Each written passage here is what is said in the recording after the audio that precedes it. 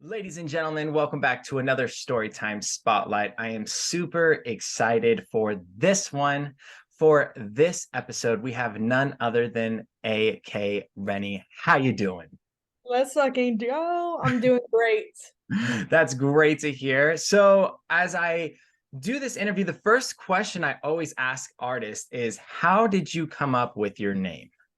I love this question. This is literally my favorite question to get asked. So it's actually a quote from like one of my favorite artists that like have generally just inspired me to even start doing music. Mhm. It's from Cudi. He said in an interview, he goes, "Always know yourself in order to progress in life." And I just always thought like it just stood out for me. So I Yeah. try to live my life by that and just like be real with myself. And I think that's what music's all about. So I put Yeah. that. And then Deep, deep. Rennie just comes from my middle name, which is Renee. So Okay. All right. All right. So, when did the artist project first come about? so I actually started producing before I started DJing. Um just because I wanted to start making like rap music, but like I hated taking YouTube beats and shit like that. So I did the free Ableton trial in December 2019, and then I had a vision to move my whole project from like I knew I didn't really want to just be like a rapper and Yeah, absolutely. like do go that route. So my whole thing is I really wanted to combine rap with EDM, specifically house, specifically bass house. So I started really getting into DJing, and I had my first gig.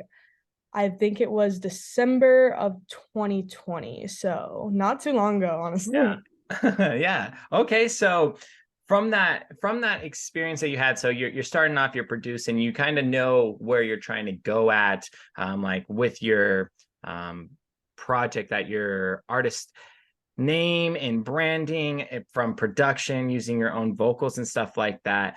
It Yeah. does, it definitely solidifies itself, because a lot of people, you mentioned how you started off with production before DJing, and a lot of people do it like vice versa, where it's DJing going into production. So I feel like it kind of helps though, right? When you DJ, you kind of know the breakdowns of songs, because you are doing the production side of things. You kind of know the breakdowns of tracks. It kind of helps. Yeah. Yeah. Okay, perfect. So, for people that don't know, where are you based out of? So I'm based out of Florida. I actually born and raised in Jacksonville, Florida. I'm still here. Let's I go. travel to Orlando like every other week though, so people think I don't live there. But I don't. So, what are some fun things to do out there besides, going to events and shows? What are some fun things that you do out there? Yeah. So of course we got the beach. You gotta check out the beach. Yep. Honestly, just like laying out there is one of the most relaxing things Yep. when the temperature's right. Yeah, when the temperature's right. Yeah, you definitely got to check out the beach. I've never been to Florida, so I'm definitely trying to make a trip out there. The Maybe beach is, come out here. yeah, and I also want to try fried gator. I don't know if that's a big thing in Florida, but like I heard it is. Like, I don't know. I want to try it out and see. Every everybody always says that, and like literally, like I was running the bridge not too long ago, and there was just like a gator under the bridge. They just, but they're just chilling though, like Yeah. they don't they don't ever like go after people like that. Yeah. Okay. Okay. So, with having worked such a diverse group, working with such a diverse group of producers, how does the process work with writing the lyrics for these collaborations? Awesome. So pretty much like it works in two different ways because if I really want to work with someone, I like to work with like people like I actually listen to and like play out their music. Like for instance, how I worked with Corrupt and how that even began is like I was like a big fan of him. Yeah. And like I just hit him up and I was like, hey, or he followed me because I was like playing out a lot of his music. And I just hit him up and I was like, hey, if you ever like need vocals and stuff, like let me know. And he's like, yeah, I'm always looking for it. So I pretty much spent entire day. Mm. I like to write a lot, like in nature. I feel like it just helps being in that environment and Yeah. like away from all distractions and stuff. And a lot of times I'll just listen to a bunch of their music. Um, and I'll put it into Ableton and then I'll like either freestyle of it or have written lyrics that I wrote that day and like try to format it to a certain melody, just based on like their songs and stuff. Yeah. Um, and yeah, sometimes that's how songs come about. And then other times when artists like send me a specific beat, I'll like literally meditate on it. Like I always like think about, I'm like, damn, like I hope they don't check their view count because it's gonna say like AK Renny 80 times. Sometimes I do, and like I'll just honestly like smoking will help me too. Like Yeah. just smoking some weed. I'll drive around with the beat on like repeat, you There you know? go. You got to fill it out. You got to fill it out first. Yeah, you gotta Yeah. feel it because I'm a true believer in thinking that like every song has like a melody already for it, and you just gotta like find it. Yeah. Oh yeah, absolutely. Which kind of goes to like to the next question. So with working with artists who have released on Nightbase, such artists as Corrupt, 1997, Badger, and of course yourself, how did it feel to be added to the support of the Nightbase show coming to Florida?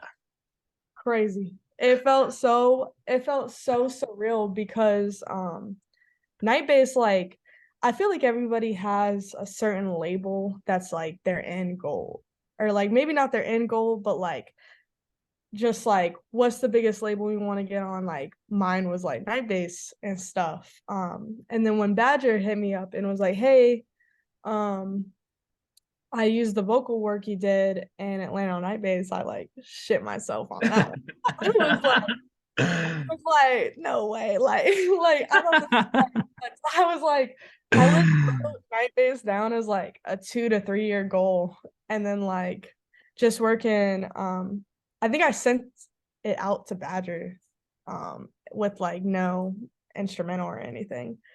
So he like worked around that, I think. I think that's how it happened.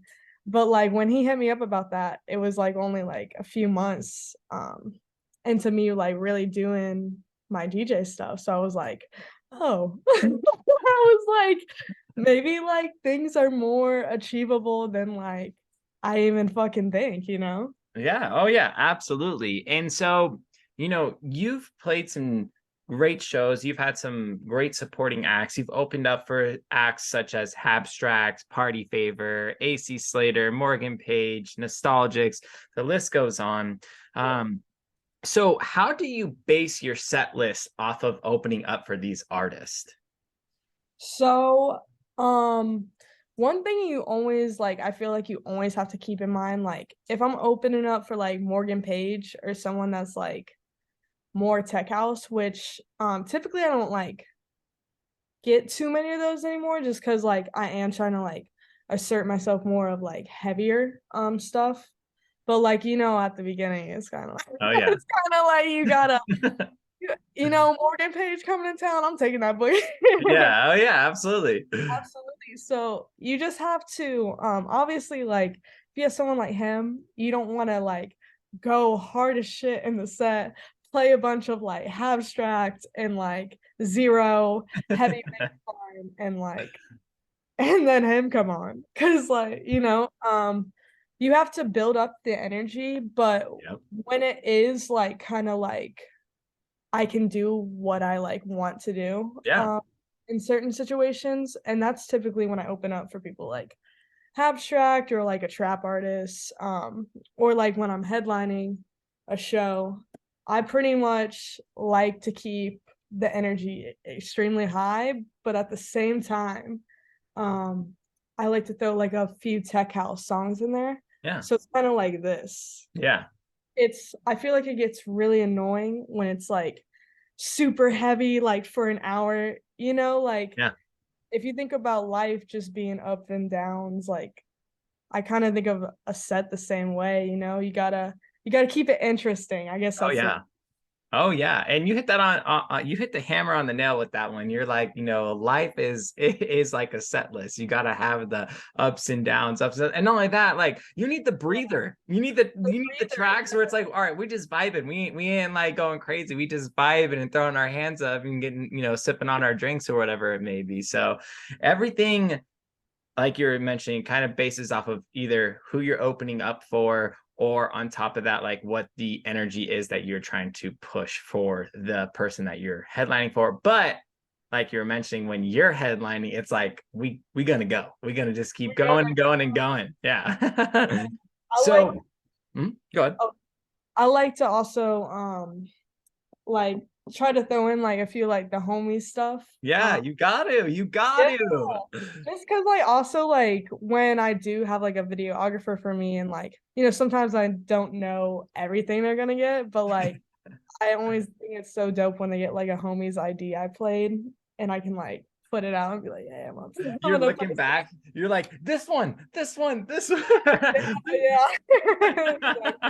I know that feeling. So this past year you got to play at EDC Orlando. You did a back-to-back with Ali's son. Kind of walk us through that day in preparation. Like what was going on through your head? Like, give us the rundown. So of course like a little nervy because first festival, it Yep. was a back to back. Allison, I believe she lives in LA actually. So like we never met in person. We talked a bunch of times, so I knew she was like cool homie vibes. Yeah. And such a sweet fucking awesome person, by the way. But that was a little nervy too because it was like it's not like a back to back with like like someone here locally that I'm like super used to, like we didn't get that in person practice, I Yeah. guess. And just like seeing how everyone like flows because it is like an instrument, everyone not everyone plays the same way. Yeah. Um but like it was so I was a little nervy and then A little nervy. I drove down the day before, crashed at one of my best friends and photographer's house, Alexa, and then it was super fucking hectic. Like I'm not gonna lie, like we I swear we left like pretty early, but like between like how like a festival that's not camping is like it's like how you getting out of here? How you getting Yeah. in here? Type shit. Facts. Facts. Yeah. Yeah. Yeah. It And was just my thing that I like think about all the time is it's like, all right, so am I getting a wristband? Where am I going to get this wristband?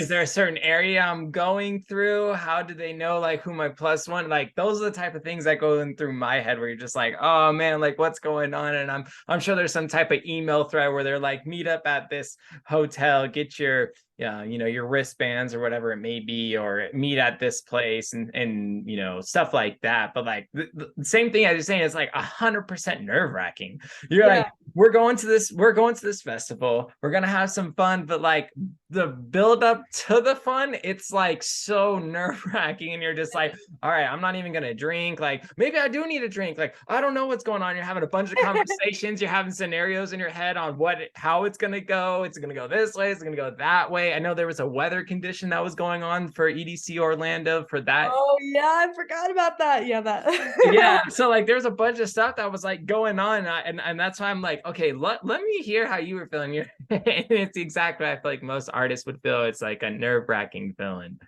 It was all the way hectic. Like I think we got in the festival 30 minutes before my set because there was like because we couldn't find the artist parking. We ended up parking like employee parking. Someone was just like, come in here. And I was Yeah. like, okay, I know this isn't right, but like y'all can't tell me I'm too deep in this parking lot. And, Right. and but I got there. I always have my like two vodka Red Bulls before I play, just like get the nerves off. But like honestly, once we got there, and it was like 15 minutes for a set, like nerves went away. I swear. Yeah. It just felt so comfortable. And it was like it was a nice turnout too, honestly. Yeah, from the clips that I've seen on your Instagram, it looked like it was for sure a good turnout for most people when they think, oh well, I'm on like either a side stage or I'm on an art car or whatever. Maybe like they get in their head like no one's going to be there. But I think for your guys' set, a lot of people were there taking a look at the videos that are there, and like I think there's no better feeling than if you're plugging into that to the CDJs and your set list comes up and you're like, oh, we taking control, baby. Like it's my turn. Like we on go mode. Like this is my time. Like that's how it goes. That's how it goes. So with having played such dope nightclubs, venues, and rooftops, what would you say is your preference if you had a choice to play between a nightclub or a rooftop? What is AK's preference on playing? Damn, that's a good question. Honestly, I would say venues. Nice. One of my favorite places I played so far is has to be Vanguard. Mm, Um, I think that definitely counts as a venue, yeah. but yeah, and not a club. But yeah, I think it's just more like it has a certain vibe of like, everybody's here for the show type thing. Yeah. Yeah. Yeah. I think Okay. So with it being the venues, do you prep your sets differently between the type of venue you're playing at? Like if you're playing a festival stage, if you're playing a nightclub, if you're playing a rooftop, is this different energies that are coming from you, or you're like, no, I'm just giving it 100% my all, regardless, no matter what? so I honestly prepare everything the same way, and I always say like my vision going into like a set list is like I act like I'm about to play like main stage EDC closing out. Like, Okay. Yeah, I feel like you got to because like at the end of the day, you never know who's there. Like you might be playing this small club that randomly hired you and there's like 10 people, and honestly that gives me like more anxiety when I'm playing to like a small crowd for sure. than like a big crowd. For sure. Um, but like it's just like you never know who's there, and like you never know how far these people came just to see you. Like if it's a small ass club with 10 people, like they definitely showed up for Yeah, you, for know? sure. For sure. And Um, I feel like a lot of artists have to go through that though. Like when you were first playing shows, like you weren't playing to like a sold out crowd. It was like you, the people you brought, and the bartenders. Like that's like who was there. and then when the bartender gives you like that was so good after. You're like, let's go, let's go. Yeah. So with being 420 friendly, would you say that you have a strain of preference? Are you an indica, hybrid, sativa type of lady? I'm a I'm a sativa girl, but just because I like to be like energized and stuff. Yeah. But like, don't ask me what strain because I don't. I just kind of, I just kind of smoke everything. Honestly, Okay, okay, not bad. So what is your preferred method of smoking?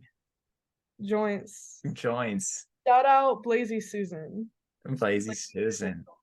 Okay, okay. And it's when you look and like back in the day when you first started smoking, like I'm sure you didn't know how to roll a joint. I'm sure you didn't know how to roll a blunt when you first started smoking. And then you're kind of like, oh, like it took some practice and like you probably rolled some limpy guy when you first like started smoking, and then you like perfected the art of the craft. Now you're like, okay, you know what? Joints is the way to go. yes, Yeah. dude. Let me tell you, back in the day, you had to be real creative. I'm talking water bottle bongs. You couldn't buy a pipe. You'd have to like go through another person, and then that's Yeah. a You'd have to Like, go in the woods. You're not hitting the dab pen in Target. Like, you know what I mean? In the dab pen in Target, you got to go to the woods with an apple or a water bottle with some tinfoil. yeah, with some tinfoil. Yeah, exactly. Oh my goodness. Okay, so with us talking about smoking, obviously we have to ask, what's the go-to munchie snack?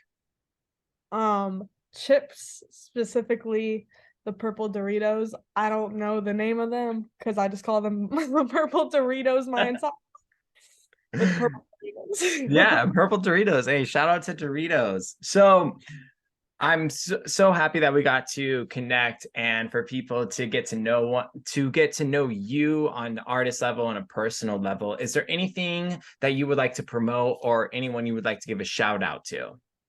Yeah, absolutely. So tomorrow, Thursday, which I don't know when is Yeah, airing. yeah, you're good. It'll be out by the it'll probably be out just right after after that release. Awesome. So we got one on Space Shot with Kyogre. Um, yeah, it's some features I did with him that he made into a fucking awesome tech house banger coming out on Space Shot tomorrow. And then I have a few more releases Yeah, coming. you do. Oh yeah, you do. You're working with everybody. So let's hear it. Let's hear it. And it's not announced yet, but I believe March 3rd, we got one coming out with Dread MC and Duckworth. And it's a super creative one. It's an idea personally I always had in my head, and then they came to me with the same idea. Just like, and I was like, whoa, I've been wanting to do this type of like rap vocals. Yeah. So I'm super excited about that. And then if anybody's out in Florida, going to Okeechobee, catch me there March 3rd, 6 to 7 p.m. Let's go. Let's go. Well, you heard it. Let's Let's go. Let's go. Well, you heard it here first. Thank you guys so much for tuning in to another Storytime Spotlight. I'm Matt Campbell. We are here with a very special guest, AK Renny. Thank you so much for staying locked in with us for this interview, and I hope to see you guys soon.